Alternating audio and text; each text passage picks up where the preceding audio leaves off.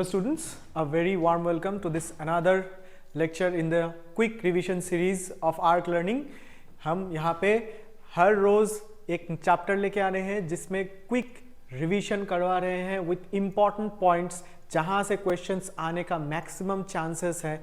उस हिसाब से हम लोग एक पूरे चैप्टर को रिवाइज करना चाह रहे हैं so that it is easier for us to remember the points from where the maximum questions would be coming, right? This is your Shashank sir, and today we will be starting another chapter that is cell the unit of life, right? और यहाँ से cell the unit of life से आपको basically matrix में type of questions मिलता है, statement based type of questions मिलता है कि नहीं है?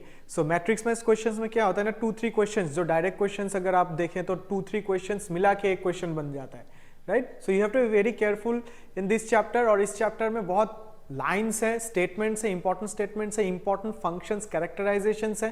ठीक है, मैंने ट्राई किया है कि मैं वो सारे पॉइंट्स यहाँ पे लाइन बाय लाइन लेके आऊँ आपके लिए, right, so that you can remember which points to remember and which to leave out. ठीक है, देन अगेन मैं फिर से बोल रहा हूँ, disclaimer, there is no shortcut, आपको एनसीईआरटी लाइन बाय लाइन पढ़ना है।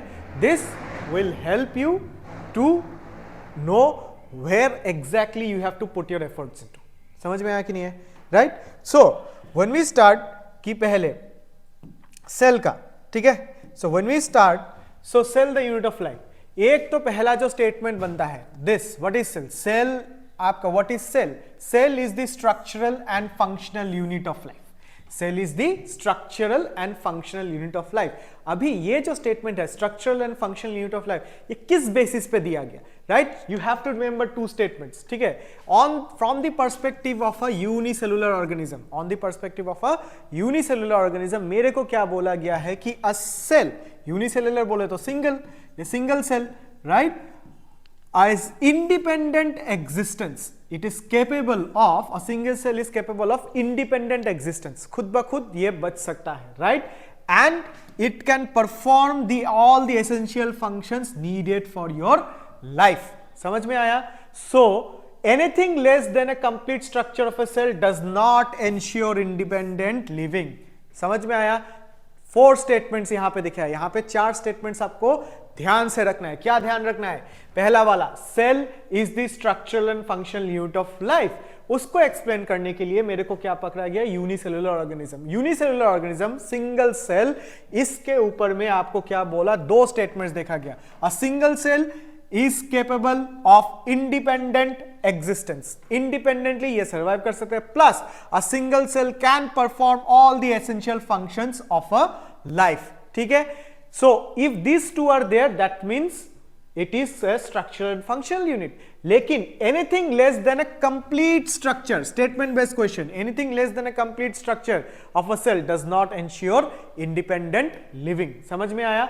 So this is the beginning statements that you need to remember. Cell is the structural and functional unit of life, whereas unicellular organisms are capable of independent existence and performing the essential functions of life, right? Anything less than a complete structure of a cell does not ensure your independent living। ठीक है, सो इसमें से 2 scientist का name आपको याद रखना है इसी फर्स्ट पैरा से। पहला कौन है? Anton von Leeuwenhoek. क्या किया था? First saw and described a live cell, a live cell, ठीक है ना। Anton von Leeuwenhoek first saw and described a live cell, whereas the next scientist का जो नाम है रॉबर्ट ब्राउन, क्या किया था? Discovered the nucleus. तो मैट्रिक्स में इस टाइप में हो सकता है, एंटोन वॉन ल्यूइंगहॉक क्या किया था? Saw and described live cell, whereas Robert Brown ने क्या किया था? He discovered the nucleus. ये आपका इनिशियल फर्स्ट पैरा में आपको ये याद करके रखना है, right. So now coming to the next, the most important part, जहां से आपको क्वेश्चंस मैक्सिमम आता है, right, it's the cell theory, right, cell theory. अभी इस सेल थ्योरी ये किसने दिया था? स्लाइडन एंड श्वान ने, जिसको बाद में मॉडिफाई किसने किया था? वर्चाव ने। So you have to remember this 3 names, Schleiden, Schwann and Virchow. Cell theory, right, Schleiden and Schwann ने दिया, मॉडिफाई किसने किया? वर्चाव ने, राइट। सो सेल थ्योरी क्या बोल रहा था? Statements, all living organisms are composed of cell, very good। Second, the cell is the structural and functional unit of life, also good, right। Now वर्चाव ने क्या बोला? cells arise from pre-existing cells, this is the statement, omnis cellulae cellula। किसने दिया? वर्चाव ने दिया। समझ में आया? सो सेल थ्योरी किसने दिया? स्लाइडर एंड श्वान। मॉडिफाई किसने किया? वर्चाव ने। वर्चाव का मॉडिफिकेशन क्या था? Cells arise from pre existing cells, omnis cellula cellula, Virchow, right?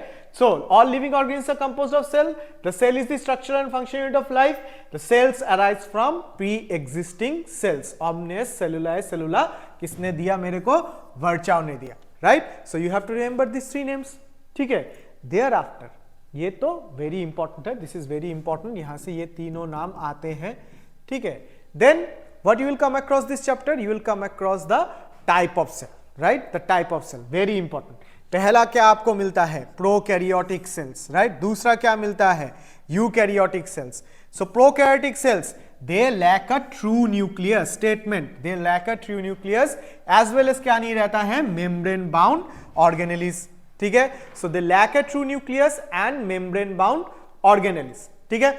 Now come to eukaryotic cells, they have a nucleus, very good, they have a nucleus and also membrane bound organelles. ये statement based question में अगर आता है तो आपको ये ध्यान रखना है, right. So lacks a true nucleus and membrane bound organelles कौन है? Prokaryotic cell. Whereas eukaryotic cell क्या है? They have a nucleus and membrane bound organelles. और एग्जांपल्स में बैक्टीरिया, साइनोबैक्टीरिया, यहाँ पे प्लांट्स, एनिमल्स, फंजाई, प्रोटिस्ट ये चले आते हैं, ठीक है. So you have to have that the types of cells that are being given here, ठीक है.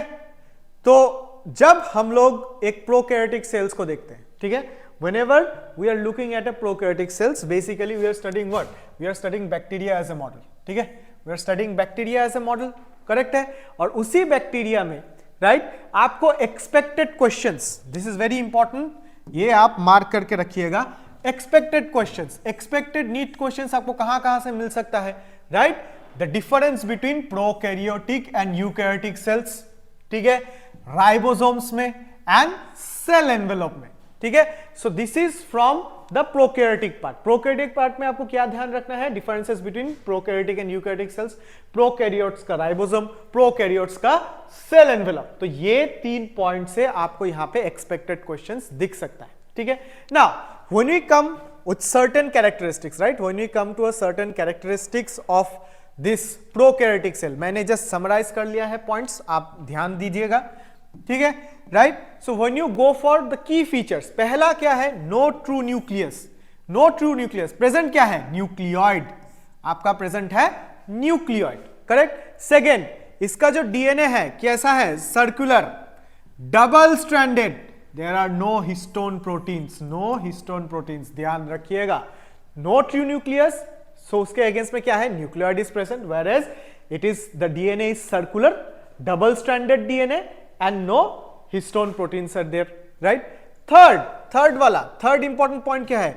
No membrane bound organelle is present, पहले ही दिखा था, no membrane bound organelles are present. Fourth, कौन सा टाइप ऑफ राइबोसोम्स है? 70S, very very important. 70S type of ribosomes, again it is made up of 2 सब units, 50S and 30S सब units. Clear है, ठीक है. उसके बाद किसके बारे में बात करेंगे? Very important point, cell envelope. Cell envelope के बारे में बात करेंगे. ये सेल एनवेलप बनता किससे है? पहला तो एक ग्लाइकोकैलिक्स होता है, ठीक है. नाउ ग्लाइकोकैलिक्स आपका टफ कैप्सूल भी हो सकता है या फिर लूज शीट हो सकता है, slime layer. So 2 types of glycocalyx are there, glycocalyx, capsule along with the slime layer. उसके बाद आपका जो सेल वॉल है बेसिकली पेप्टिडोग्लाइकन से बनता है, right, cell wall. And then plasma membrane. Plasma membrane में क्या है? Mesosomes are present. ये क्या है? ये कैरेक्टर है, कैरेक्टरिस्टिक.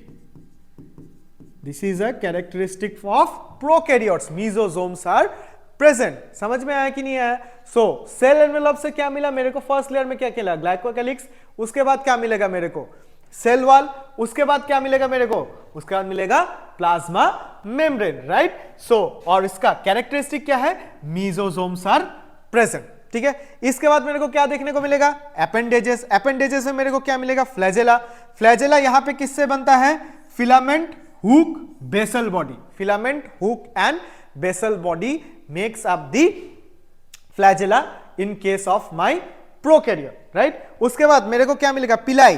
पिलाई क्या है? कॉन्जुगेशन बनाता है, कॉन्जुगेशन ट्यूब बनाता है पिलाई, राइट, कॉन्जुगेशन ट्यूब बनाता है पिलाई। और उसके बाद फिम्ब्रे, फिम्ब्रे किस में हेल्प करता है? अटैचमेंट में हेल्प करता है, करेक्ट है, फिम्ब्रे इसमें अटैचमेंट में हेल्प करता है। एंड लास्टली मेरे को यहां पे क्या मिल सकता है? मेरे को यहां पे मिल सकता है प्लाज्मिड्स।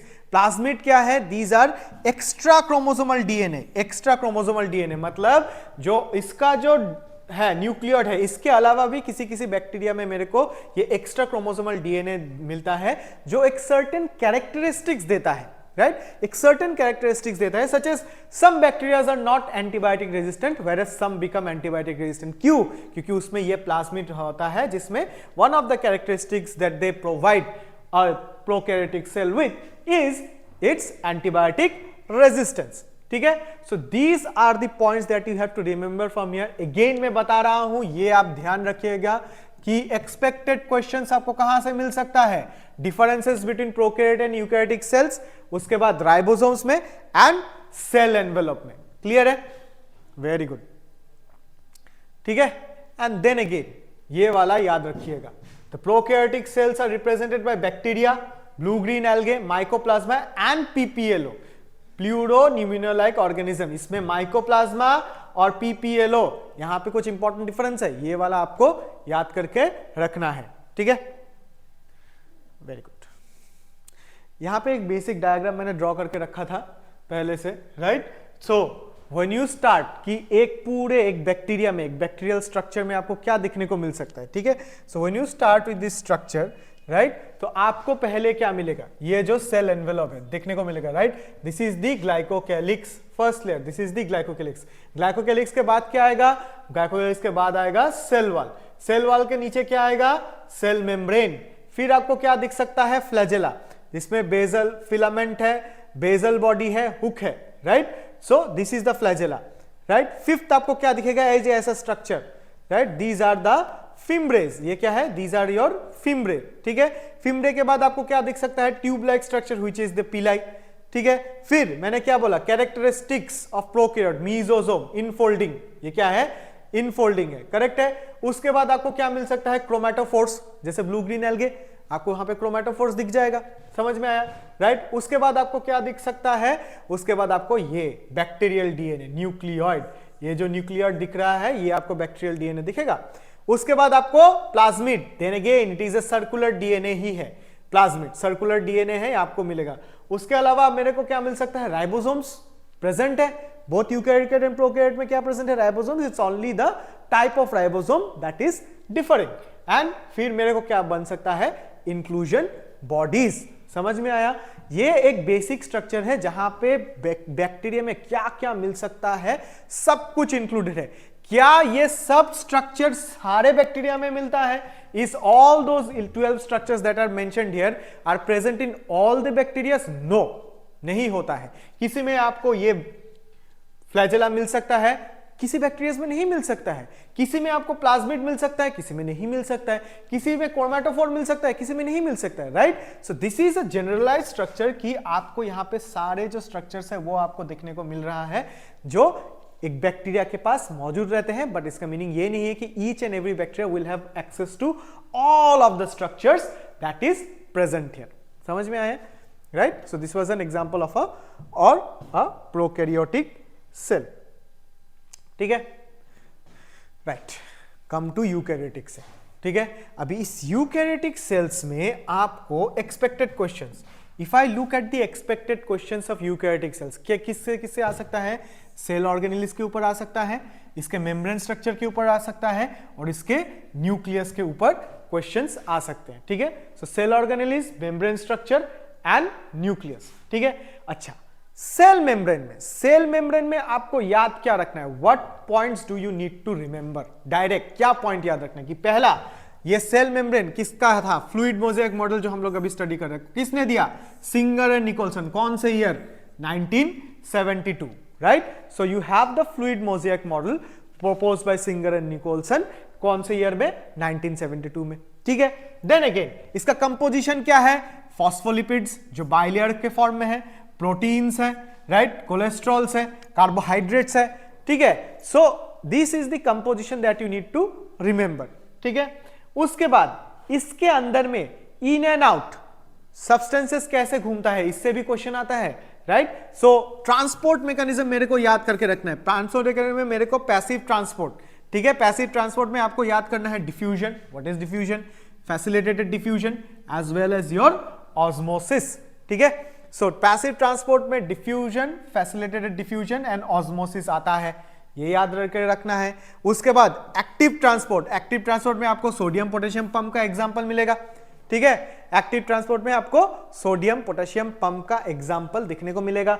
एंड लास्ट में क्या दिखाया है, एंडोसाइटोसिस एंड एक्सोसाइटोसिस। एंडोसाइटोसिस अंदर लाना, एक्सोसाइटोसिस बाहर करना। एंडोसाइटोसिस में भी फेगोसाइटोसिस, अगर आपका सब्सटेंस क्या है, अगर आपका सब्सटेंस सॉलिड है, right, if you are engulfing a solid substance, तब इसको हम लोग क्या बोलेंगे, फेगोसाइटोसिस। इफ यू आर अगर आप लोग लिक्विड सब्सटेंस ले रहे हो, liquid, if it is liquid, then आप क्या बोल सकते हो, it is called as pinocytosis. So इस पैनल से मेरे को क्या क्वेश्चन, क्या याद करके रखना है, इस पैनल से मेरे को याद करके रखना है कि एक्सपेक्टेड क्वेश्चंस क्या मैंने बोला, सेल ऑर्गेनेल्स के ऊपर आएगा, मेम्ब्रेन स्ट्रक्चर के ऊपर आएगा, न्यूक्लियस के ऊपर आएगा। तो मेम्ब्रेन, सेल मेम्ब्रेन में पहला ही मेम्ब्रेन, सेल मेम्ब्रेन मेरे को क्या याद रखना है, मेरे को ये नाम याद रखना है, fluid mosaic model. Fluid mosaic model किसने दिया था, सिंगर एंड निकोलसन ने, कौन से ईयर में, 1972, ये याद रखना है। उसके बाद कंपोजिशन आपको याद हो जाएगा, फॉस्फोलिपिड, बाइलेयर, प्रोटीन, कोलेस्ट्रॉल, जो भी है, राइट। ट्रांसपोर्ट मैकेनिज्म याद रखने हैं आपके इस चैप्टर में, 3 नाम देके रखा है, passive transport, active transport, endocytosis and ये एक्सोसाइटोसिस। पैसिव ट्रांसपोर्ट के अंदर में आपको क्या क्या दिखने को मिल सकता है, diffusion, facilitated diffusion as well as your osmosis, right. Whereas active transport में आपको सोडियम पोटेशियम पंप दिखेगा, सोडियम पोटेशियम पंप दिखेगा। एंडोसाइटोसिस में, अंदर लेने में, if you are engulfing a solid particle, so ये फैगोसाइटोसिस बन जाएगा। अगर if you are engulfing liquid, तो ये पिनोसाइटोसिस हो जाएगा, और एक्सोसाइटोसिस तो बाहर निकालना है, क्लियर है। So this is what you need to remember from this part, the first section. उसके बाद cell organelles, it is very very very very important, right. तो ये जो सेल ऑर्गेनेल्स है, दिस इज वेरी इंपॉर्टेंट, ठीक है, this is very important. अभी ये सेल ऑर्गेनेल्स से एक्सपेक्टेड क्वेश्चंस कहां से आएंगे, सेल ऑर्गेनेल्स का structure and function, structure and function. फिर आपको 70S वर्सेस 80S राइबोसोम्स का डिफरेंस मालूम करना है, ठीक है। फिर आपको membrane bound versus non membrane bound organelles के बारे में भी आपको मालूम करना है। समझ में आया, मैंने जस्ट एक कंपैरेटिव दे के रखा है, ठीक है। जैसे whenever I am talking about my, say suppose organelle, nucleus, I am talking about my nucleus। अभी ये न्यूक्लियस फंक्शन क्या है, स्ट्रक्चर एंड फंक्शन, आपको डीएनए स्टोरेज, ट्रांसक्रिप्शन में हेल्प करेगा, ठीक है। इंपॉर्टेंट क्या रखना है, ये वाला मेम्ब्रेन, मेम्ब्रेन प्रेजेंट है या एब्सेंट है, मेम्ब्रेन रहेगा भी तो सिंगल है या डबल मेम्ब्रेन है, राइट। यही से तो क्वेश्चन आता है, ठीक है। So when I am talking about कि ये न्यूक्लियस है, न्यूक्लियस क्या फंक्शन किया, न्यूक्लियस का फंक्शन था DNA storage, right, DNA storage. और भी डीएनए स्टोरेज में, अच्छा, और मेम्ब्रेन क्या है, डबल मेम्ब्रेन बाउंड, ठीक है। सो न्यूक्लियस डबल मेम्ब्रेन बाउंड बन गया, ठीक है। उसके बाद माइटोकॉन्ड्रिया, माइटोकॉन्ड्रिया का फंक्शन क्या है, एटीपी सिंथेसिस, एरोबिक रेस्पिरेशन में आपको हेल्प करना, power house of the cell है, ठीक है। एरोबिक रेस्पिरेशन में अगेन क्वेश्चन कहां से आएगा, single membrane, double membrane, it is double membrane bound, ये डबल मेम्ब्रेन बाउंड है। उसके बाद क्या आएगा, क्लोरोप्लास्ट, किसमें हेल्प करता है, फोटोसिंथेसिस। अगेन आपको पूछेगा ये सिंगल मेम्ब्रेन है या डबल मेम्ब्रेन है, it is a double membrane bound organelle. Whereas उसके बाद आपको क्या आएगा, उसके बाद मेरे को आएगा कि गोल्गी एपैरेटस, किसके बारे में, गोल्गी एपैरेटस, किसके लिए चाहिए, पैकेजिंग के लिए एज वेल एज सिक्रेशन के लिए, ठीक है। इंपॉर्टेंस, मेम्ब्रेन प्रेजेंट है लेकिन कैसा है, it is a single membrane. Golgi apparatus क्या है, सिंगल मेम्ब्रेन बाउंड है, ठीक है। Then endoplasmic reticulum, ER, both rough and smooth, ठीक है। ईआर का फंक्शन, रफ का क्या है, प्रोटीन सिंथेसिस, याद रखिएगा, रफ एंडोप्लाज्मिक रेटिकुलम का फंक्शन क्या है, प्रोटीन सिंथेसिस। व्हेयरएज स्मूथ का क्या फंक्शन है, लिपिड सिंथेसिस। समझ में आया। Then again both of them are what, both of them are single membrane bound organelle, both of them are single membrane bound organelle. उसके बाद मेरे को क्या मिलेगा, लाइसोसोम। लाइसोसोम क्या करता है, डाइजेशन, इसके अंदर में हाइड्रोलाइटिक एंजाइम्स है, कार्ब लाइपेजेस है, फिर कार्बोहाइड्रेट्स है, ठीक है। So digestion, these are hydrolytic enzymes. Again ये कौन सा है, this is single membrane bond, most important, ठीक है। उसके बाद पेरिक्सोसोम, पेरिक्सोसोम कैटालाइसिस है, इसका ब्रेक डाउन करता है, ठीक है। देन अगेन इसमें क्या है, ये भी क्या है, सिंगल मेम्ब्रेन बाउंड स्ट्रक्चर है, ठीक है। Then again you will find certain examples, जो जैसे मेरा ribosome both 70S and 80S किसमें हेल्प करता है, protein synthesis, this is non membranes, ये क्या बन गया, this is your non membranous structure. Whereas cytoskeleton जैसे माइक्रोट्यूबल्स, माइक्रोफिलामेंट्स, इंटरमीडिएट फिलामेंट्स, ये किस में हेल्प करता है, shape, movement, organelle positioning.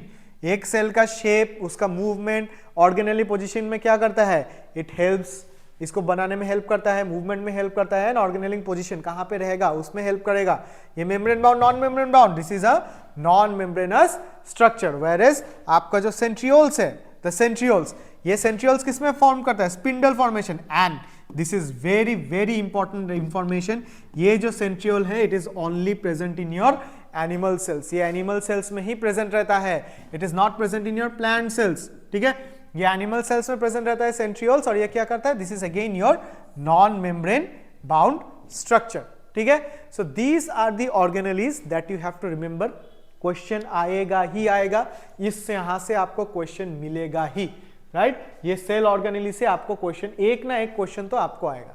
So you have to remember functions, important है, आप याद रखिएगा functions as well as the membrane, किसमें मेम्ब्रेन प्रेजेंट है, किसमें मेम्ब्रेन एब्सेंट है, और मेम्ब्रेन अगर प्रेजेंट है ये डबल मेम्ब्रेन है या सिंगल मेम्ब्रेन है, you have to remember it in that sequence.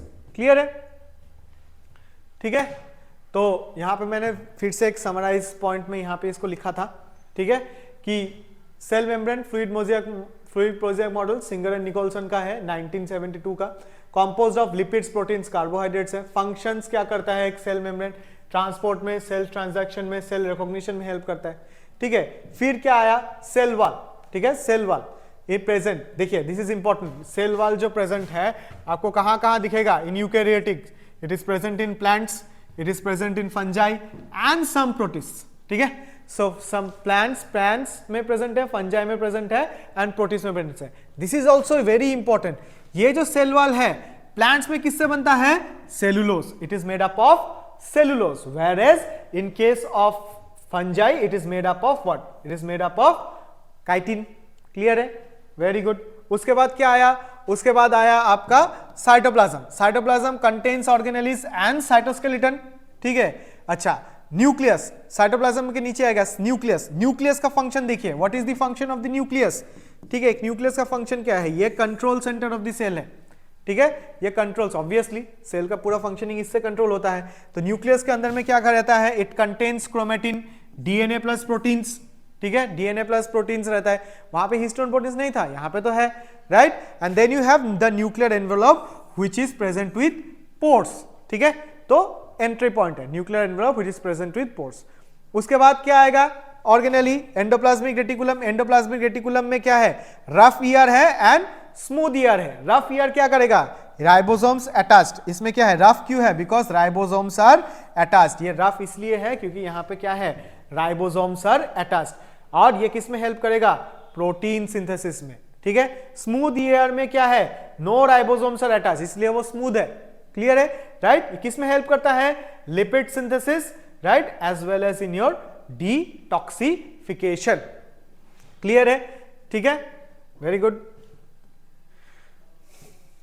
Then आएगा क्या, गोल्गी apparatus, ठीक है, गोल्गी apparatus। अभी Golgi apparatus, when I talk about the Golgi apparatus, Golgi apparatus का मेन यहां पे क्या है, ये क्या करता है, it modifies, sorts and packages proteins and lipids, ये प्रोटीन्स और लिपिड्स को मॉडिफाई, जितना भी मॉडिफिकेशन चाहिए होता है बनने के बाद उसको मॉडिफिकेशन करता है, उसको सॉर्टिंग करता है, पैकेज करता है, एंड टारगेट की तरफ वो उसको भेज देता है। समझ में आया। So modifies, sorts and packages proteins and lipids. Whereas I come to lysozyme, lysozyme क्या है, it contains digestive enzymes, lysozyme contains digestive enzymes, और इसका फंक्शन क्या है, what is its function, it is involved in intracellular digestion as well as autophagy, ठीक है, autophagy, cell को मारने के लिए, राइट, खुद के टूटे हुए सेल को खाने के लिए, राइट, या फिर जितना भी बाहर से कुछ आया है उसको भी तोड़ने के लिए मेरे को क्या चाहिए, लाइसोजाइम चाहिए, ठीक है।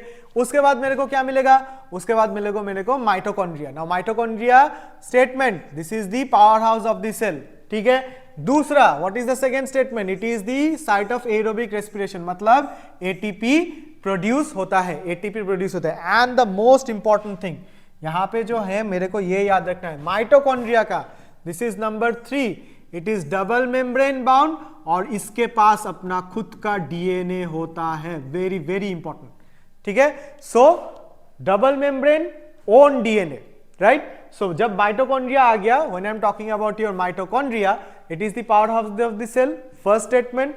दूसरा क्या है, site of aerobic respiration, that is ATP production चलता है। तीसरा क्या है, डबल मेम्ब्रेन, राइट, इसका डबल मेम्ब्रेन है, खुद का डीएनए है, ठीक है, और ये आराम से अपना काम करता रहता है, क्लियर है। So this is very very important, right. उसके बाद ये वाला भी बहुत इंपॉर्टेंट है कि यहां पे किसका बात बोला है, प्लास्टिड्स, प्लास्टिड्स, ठीक है, प्लास्टिड्स। ना प्लास्टिड्स में तुमको 3 चीजें याद रखनी है, chloroplast, leucoplast as well as chromoplast, ठीक है। फंक्शन, क्योंकि ये याद इंपॉर्टेंट क्यों है, क्योंकि इसमें इनका फंक्शंस देके रखा है। क्लोरोप्लास्ट क्या है, it is the site of photosynthesis and it contains chlorophyll as the name suggest, ठीक है। So chloroplast site of protein synthesis contains the chlorophyll. Leucoplast क्या है, स्टोरेज का काम करता है, क्या क्या स्टोर कर सकता है, स्टार्च, ऑयल्स, प्रोटीन्स, ठीक है। सो ल्यूकोप्लास्ट स्टोरेज का काम करता है, क्या स्टोर करता है, स्टार्च, क्या स्टोर करता है, ऑयल्स, क्या स्टोर करता है, प्रोटीन्स। एंड लास्ट में मेरे को क्या मिलता है, क्रोमोप्लास्ट, ये पिगमेंट सिंथेसिस एंड स्टोरेज में काम आता है, समझ में आया। सो प्लास्टिड्स में मेरे को क्लोरोप्लास्ट, ल्यूकोप्लास्ट एंड क्रोमोप्लास्ट के बारे में याद करके रखना है, राइट। 10 नंबर में क्या आता है, 10 number is your vacuole. Vacuoles का फंक्शन क्या है, storage, waste disposal and maintaining turgor pressure. किसमें, मैक्सिमम किसमें, प्लांट में। ये प्लांट्स के लिए बहुत बहुत बहुत इंपॉर्टेंट का रोल प्ले करता है, plant sap, right. So storage, water disposal and maintaining the turgor pressure, right. तो ये इसका फंक्शन है। उसके बाद क्या आता है, ये वाला, this is very important, ribosomes.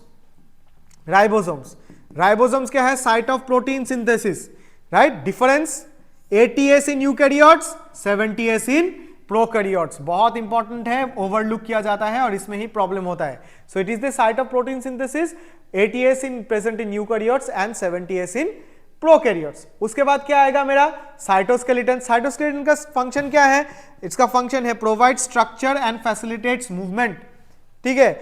बनता किससे है, it is composed of microtubules, microfilaments and intermediate filaments. इसके साइज के हिसाब से इसको हम लोग क्लासिफाई करते हैं, ठीक है। Composed of microtubules, microfilaments and intermediate filaments. And ultimately क्या होता है, लास्ट में क्या बोला, centrioles. It is involved in cell division, formation of spindle fibres and the most important thing that you have to remember here is कि it is present only in animal cells. ये बार बार मैं बता रहा हूं, ठीक है। सो ये जो पैनल है, राइट, ये एंटायर पैनल अगर आप याद कर सकते हो, कोई भी क्वेश्चन नहीं छूटेगा और पूरा क्वेश्चन, जो भी क्वेश्चन है ना, यहीं से घूम फिर के आएगा, इसके बाहर से कोई क्वेश्चन आने वाला भी नहीं है, क्लियर है, ठीक है, very good. So this was a typical structure जो मैंने ऐसे ड्राइंग करके रखा था कि आपको सेल वॉल मिल सकता है, राइट, प्लाज्मा मेम्ब्रेन है, then you have the lysosome, vesicles, vacuoles, chloroplast, peroxisomes, mitochondria, nucleus with pores, ये पोर्स है न्यूक्लियस का, ठीक है ना, न्यूक्लियस का पोर्स है, न्यूक्लियस विद पोर्स, राइट। ये न्यूक्लियस के आउटर मेम्ब्रेन से ही क्या निकल के आया, एंडोप्लाज्मिक रेटिकुलम। एंडोप्लाज्मिक रेटिकुलम के अंदर ईआर में अगर राइबोसोम है तो वो रफ ईआर हो जाएगा, अगर राइबोसोम नहीं है तो एसीआर है। समझ में आया कि नहीं आया, ठीक है। इसके अंदर में तुमको क्रोमोसोम मिल जाएगा, न्यूक्लियोलस मिल जाएगा, राइट। तो यहां पे एक चीज तो तुमको ध्यान करके रखना है कि ये एक स्टेटमेंट है, ठीक है। व्हाट इज द स्टेटमेंट से कि eukaryotic cells are heavily compartmentalised.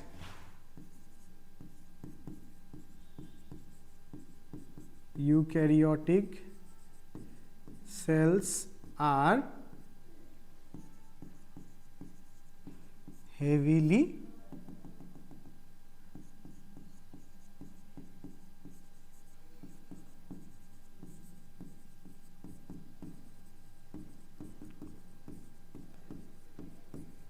Eukaryotic cells are heavily compartmental, मतलब एक कंपार्टमेंट के, ये तो एक पूरा कंपार्टमेंट है, इस कंपार्टमेंट के अंदर में डिफरेंट डिफरेंट कंपार्टमेंट्स है, राइट। सो इतना कंपार्टमेंट्स का होने का फायदा क्या है? Division of labour. Each of the structures that is present here are have their own specific work, और इसीलिए एक सक्सेसफुल सेल सिस्टम ये बना के रेडी करता है, ठीक है। सो ये वाला एक स्टेटमेंट है, eukaryotic cells are heavily compartmentalized, clear है। So this was the quick overview of your prokaryotic and eukaryotic cells, ठीक है। अच्छा, इसके बाद तुमको न्यूक्लियस, राइट। अभी न्यूक्लियस टॉपिक, न्यूक्लियस के टॉपिक से तुमको क्या याद रखना है कि कौन सा एक्सपेक्टेड क्वेश्चंस कहां से आ सकते हैं? स्ट्रक्चर ऑफ द न्यूक्लियस से आ सकता है, क्रोमैटिन टाइप से आ सकता है, न्यूक्लियोसोम मॉडल से आ सकता है, ठीक है। So you prepare yourself in that way, ठीक है। So you have the structure of the nucleus, जहां से क्वेश्चन आता है, क्रोमैटिन टाइप से क्वेश्चन आ सकता है, एंड न्यूक्लियोसोम मॉडल के से क्वेश्चन आ सकता है, राइट। सो न्यूक्लियर एनवेलप, पहला वाला point, nuclear envelope. Nuclear envelope क्या है? Double membrane with nuclear ports, यहां पे दिखा था, ये बनाया था मैंने, double membrane double membrane double membrane with this nuclear ports, ये एक मेम्ब्रेन, ये एक मेम्ब्रेन, और ये वाला क्या है? These are the nuclear ports. समझ में आया? ठीक है। So double membrane with nuclear ports, ठीक है। Second, what is the second point? Second point क्या है? Nucleoplasm contains chromatin and nucleolus, nucleoplasm contains chromatin and nucleolus, ये इसका न्यूक्लियोप्लाज्म है, न्यूक्लियस के अंदर का न्यूक्लियोप्लाज्म। इसमें क्या है? तुमको क्रोमैटिन, क्रोमोसोम से contains material of chromatin fiber, ठीक है, containing one molecule of DNA, यही तो क्रोमोसोम का डेफिनेशन है, right, along with the nucleolus. So तुमको क्रोमैटिन यहां पे क्रोमोसोम में कितना मिलेगा? क्रोमैटिन फाइबर,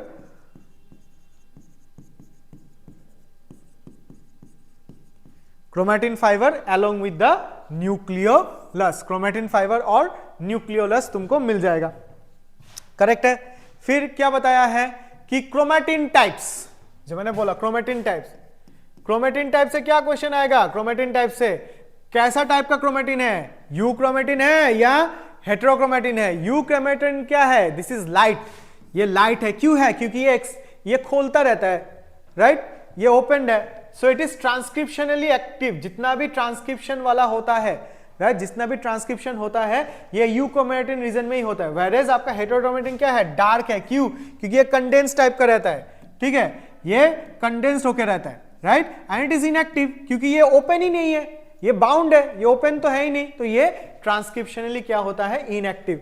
तो जितना भी आपका कंजर्व्ड सीक्वेंसेस होता है ये हेटेरोक्रोमैटिन के यहीं पे रहता है, क्लियर है।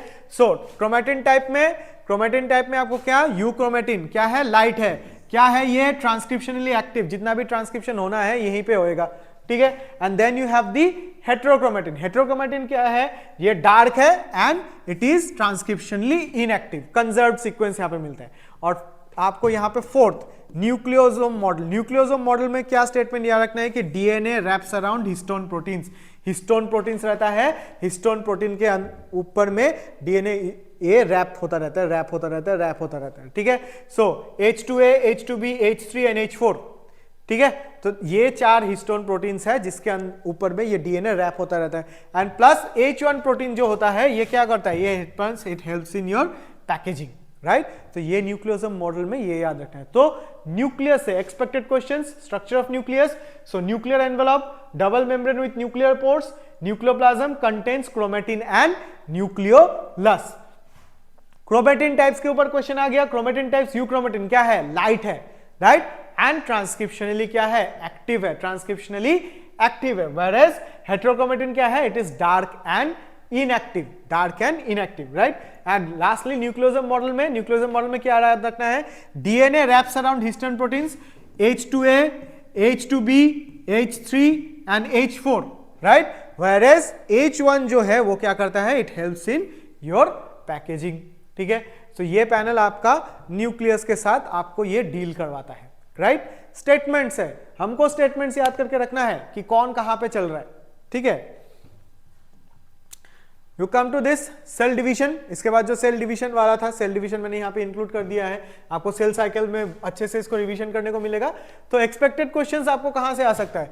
फेजेस ऑफ सेल साइकिल से आ सकता है, differences between mitosis and meiosis. तो ये आपका सेल साइकिल वाले चैप्टर में आपके साथ ये डील होगा, लेकिन मैंने जस्ट यहाँ पे जस्ट कुछ इंपॉर्टेंट पॉइंट्स हैं, सिंस ये न्यूक्लियस के साथ ही आता है तो मैंने इंपॉर्टेंट पॉइंट्स लिख लिया है, ठीक है। सो द सेल साइकिल में phases, if you look at the phase, interphase 90% वाला ले लेता है, जिसमें आपका G1 ग्रोथ 1 होता है, एस फेज होता है, एस फेज का एक्स फेज में क्या होता है, डीएनए रेप्लिकेशन आपका एस फेज में होता है, वेयरएज G2 फेज में क्या है, it is preparation for the division. G2 phase में सब कुछ डबल हो गया, राइट, अभी इसको डिवीजन करना है, राइट। सो उसके बाद क्या आता है, M phase, right, either mitosis नहीं तो मियोसिस, माइटोसिस नहीं हो तो मियोसिस। माइटोसिस का आप क्या बोलते हैं, what is mitosis? Mitosis is your equational division, that means equally divide होता है, equational division, equal division, correct है। इसमें आपको क्या मिलेगा, पीमैट, prophase, metaphase, anaphase, telophase,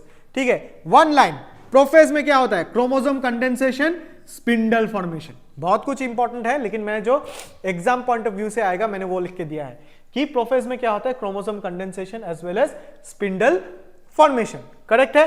then metaphase में क्या होता है, मेटाफेज में आपको chromosomes align at the equator, वो इक्वेटर के पास चला आता है, right, chromosomes align at the equator, ठीक है, वो इक्वेटर के पास चला आता है, ठीक है। So chromosomes align at the equator, ये हो गया मेरा मेटाफेज में। एनाफेज में क्या होता है, this is very important, anaphase में this is very important, anaphase में क्या होता है, एनाफेज में sister chromatids separate, sister chromatids क्या होता है, सेपरेट होता है, राइट।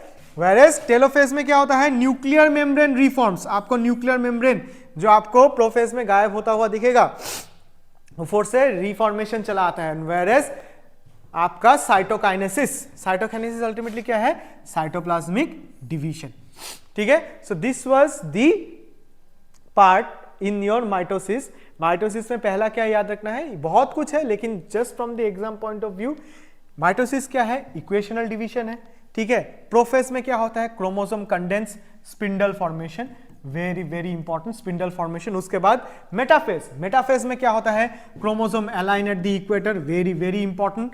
उसके बाद क्या आता है, एनाफेज में क्या होता है, sister chromatid separate, very very important, sister chromatid यहां से सेपरेट होता है। वेयरएज टेलोफेज में क्या होता है, न्यूक्लियर मेम्ब्रेन रिफॉर्म्स, ठीक है। सो ये मेटाफेज और एनाफेज वाला स्टेटमेंट तो आता ही है।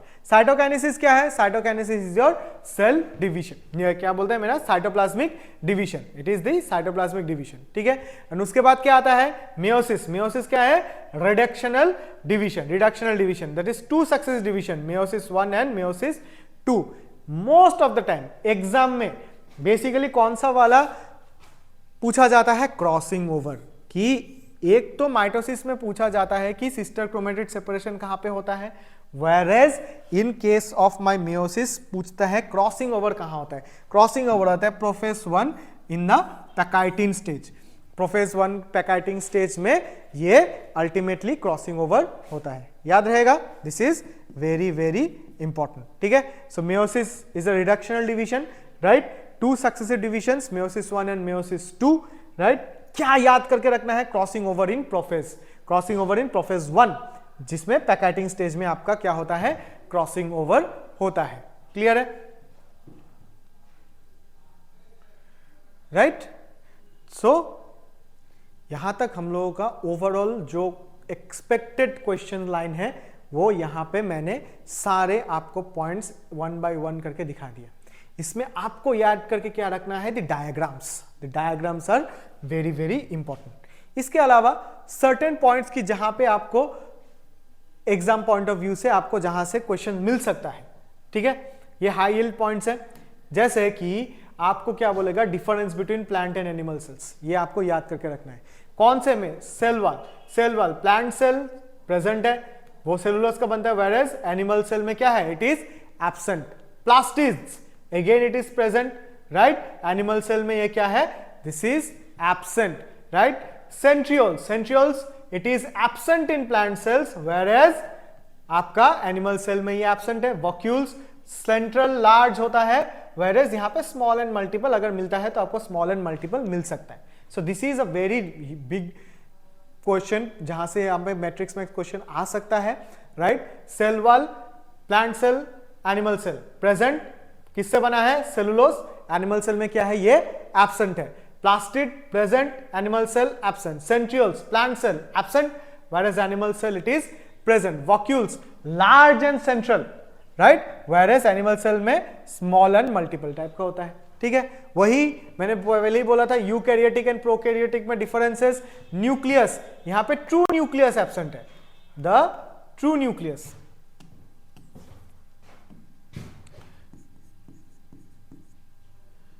ट्रू न्यूक्लियस एब्सेंट है, तो इसके यहां पे क्या रहता है? न्यूक्लियर। तो यहां पे प्रॉपर मेम्ब्रेन बाउंड न्यूक्लियस आपका यहां पे प्रेजेंट है। Organelles, no membrane bound organelles, whereas यहां पे membrane bound, non membrane bound organelles आपको प्रेजेंट मिलेगा। सो ऑर्गेनेलिज मेम्ब्रेन बाउंड भी प्रेजेंट है। Ribosomes, very important. राइबोसोम्स क्या है? राइबोसोम्स आपका यहां पे इन केस ऑफ प्रोकैरियोट 70s का है, वेयरएज यूकैरियोटिक सेल्स में क्या है? 80s टाइप का आपको मिल सकता है। और cell division basically binary fission से होता है यहाँ पे, एंड यहाँ पे बेसिकली सेल डिवीजन आपका माइटोसिस और मेयोसिस में मिलता है। क्लियर है? So these are the certain high yield points जो आपको यहाँ पे याद करके रखना है, और यहाँ से मैक्सिमम क्वेश्चंस आने का आपका चांसेस भी बढ़ जाता है। क्लियर है? ठीक है, चांसेस भी बढ़ जाता है, राइट? तो ये पूरा ऐसे आप करके अगर बना लोगे तो एग्जाम के पहले पहले आपको याद करना बहुत इजी हो जाएगा। ठीक है, वेरेज आपको एक्स्ट्रा कुछ कुछ पॉइंट्स मैंने यहाँ पे लगा के रखा है जो आपको आप रख सकते हो कि एक आपको कहीं पे भी पीवाईक्यूज में ये मिल जाएगा। एंडोसिम्बायोटिक थ्योरी पहले पढ़ाते थे। एंडोसिम्बायोटिक थ्योरी क्या बोलता है कि mitochondria and chloroplast for once free living, right? Bacteria की तरह वो फ्री लिविंग था क्योंकि इसका अपना खुद का डीएनए होता है, इसके पास भी होता है, इसके पास भी होता है खुद का डीएनए, राइट? डीएनए तो सेल को कंट्रोल करता है कि नहीं है? सो ये एंडोसिम्बायोटिक थ्योरी होता है। ये पहले इंडिपेंडेंट है, लेकिन इन कोर्स ऑफ द एवोल्यूशन ये एक सेल के अंदर में चले आए। ठीक है, अच्छा, prokaryotic and eukaryotic versus ribosomes. 70s, ये याद रखिएगा, दिस इज वेरी इंपॉर्टेंट।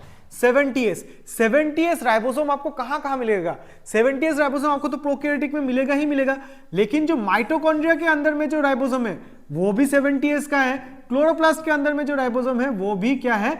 वो भी 70s का ही है। वेरी इंपॉर्टेंट पॉइंट है, राइट? 70s आपको प्रोकैरियोट्स के अंदर भी मिलेगा, 70s आपको माइटोकॉन्ड्रिया के अंदर भी मिलेगा, 70s आपको क्लोरोप्लास्ट के अंदर में भी मिलेगा। दैट इज वाई ये एंडोसिम्बायोटिक थ्योरी क्या बोलता है कि mitochondria and chloroplast post bacteria unicellular के टाइम में ही ये इंडिपेंडेंट है, राइट? आपका राइबोसोम टाइप भी सेम है।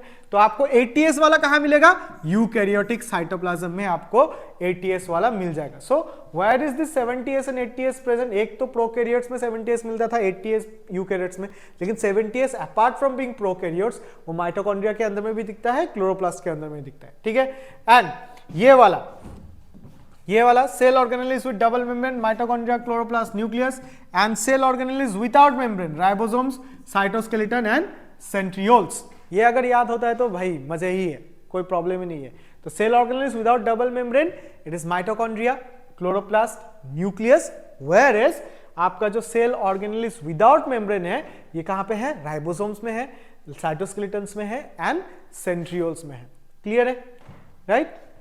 And lastly to summarise the point कि ओवरऑल अगर आपको खुद से फिर से पढ़ना चालू करना है, राइट, तो ओवरऑल आपको क्वेश्चंस कहां से मिलेगा?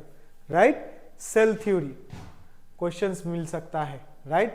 Structure and function of organelles, this is very very important. ठीक है, इस एंटायर चैप्टर में structure and function organelles, specifically mitochondria, chloroplast, ER, Golgi apparatus, इससे देखा गया है कि क्वेश्चंस रिपीट होता है। ठीक है, difference between prokaryotic and eukaryotic cells. ठीक है, fluid mosaic model of the cell membrane diagram, ठीक है ना, इसका diagram, it is very important, right? Then cell division, mitosis and meiosis, इसका तो चैप्टर ही है सेल साइकिल में, हम लोग ये सेल साइकिल में पढ़ेंगे। ठीक है, and then you have the ribosome types 70s and 80s, right, and their locations. ये वाला यहीं पे मैंने समराइज कर दिया था कहां पे ये मिलता है। This is very very important. ठीक है, एंड राइट, उसके बाद functions of lysosomes and their role in cellular digestion, hydrolytic enzymes है, क्या क्या टाइप ऑफ हाइड्रोलाइटिक एंजाइम्स है, क्या डाइजेस्ट करता है, मैट्रिक्स में इस टाइप क्वेश्चन में आ सकता है, ये मैट्रिक्स मैच में आ सकता है। This is the matrix match type question, correct है? And then structure and function of the nucleus, it is very very important. And then again role of cytoskeleton in maintaining the cell shape and facilitating movements. Clear है? So hopefully ये वाला lecture, मैं फिर से बोलूंगा, ये quick revision series है। एक, आप अपना पूरा चैप्टर कंप्लीट करो, पूरा चैप्टर कंप्लीट करके then you go for this lecture. 30-35 minutes का लेक्चर होगा, इजीली समराइजेबल पॉइंट है, and the most important topics, the most important lines, कहां से क्वेश्चन आएगा पूरा यहां पे समराइज करके दिया हुआ है। या फिर मैं ये भी बोलूंगा कि before going deep into your chapter, अगर पहले ये वाला लेक्चर देख लो तो आपको मिल जाएगा कि इस चैप्टर के अंदर में चल क्या रहा है, फोकस कहां पे देना है, राइट, एंड स्मार्ट वर्क कहां पे करना है। ठीक है, क्योंकि अभी आपका टाइम आ चुका है for smart work, right. And I will again suggest कि देयर इज नो शॉर्टकट, आपको तो एनसीईआरटी पढ़ना है, but if you know where to focus your energy more, the chances of getting same question increases and the chances of your creating 100% marks in that topic also increases। ठीक है, so this is the entire, आप इसको screenshot करके भी रख सकते हो, this is the entire summary कि कहां से आपको 2025 में expected questions मिल सकता है। ठीक है, so hopefully आपको ये सेशन आपके लिए बहुत हेल्पफुल रहा होगा, राइट। पढ़ते रहिए, राइट, मैक्सिमम क्वेश्चंस प्रैक्टिस करते रहिए, बिकॉज पढ़ तो आप रहे हो, लेकिन अगर आप क्वेश्चन प्रैक्टिस नहीं करोगे तो वो आपका मार्क्स आने में प्रॉब्लम होगा, right. Study, thorough study is very required, but so as practising more and more questions. The more you practise the questions, the more chances of getting the marks increases. Thank you so much students. So next class में एक और topic लेके मिलते हैं, जहां पे as like this we will summarize only the important points and we will write only the lines from which your questions will be coming directly for NEET 2025. Thank you so much. Let's meet again.